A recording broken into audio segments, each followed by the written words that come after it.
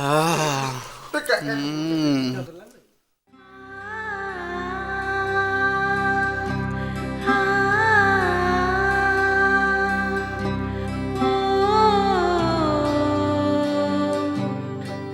দেখো তো কেমন হয়েছে নিখিল দাদা, তোমার জন্য বানিয়েছি।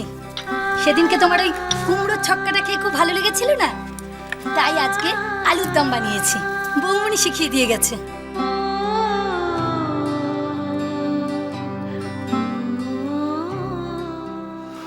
রঞ্জনা শোন, ওয়েট, রঞ্জনার সঙ্গে পরে কথা হবে, আগে বল আমাদের খাওয়ানোর ব্যাপারটা কি করলি? যেদিন বলবি সেদিন তোর একটা প্ল্যান আউট কর না। ওকে। এই রঞ্জনা শোন, তোর আলু এই শোন, তোর আলু মূলো রাখ, আমরা ওইসবের ট্রিট চাই না। ঠিক আছে, যেটা বলবি সেটা হবে। ওকে, এবার সেটা বলি। এই রঞ্জনা শোন, নিখিল, খাওয়াতে তো আমার কোনো ঝামেলা নেই, কিন্তু জায়গাটা ভালো হবে। শোন শোন শোন শোন শোন, আমার তোর কাছে না একটা প্রশ্ন আছে। কি প্রশ্ন? এই আলুর দমটা কে বানিয়েছে রে? আলুর দমটা? কেন, আমার এক রুমমেট। রুমমেট?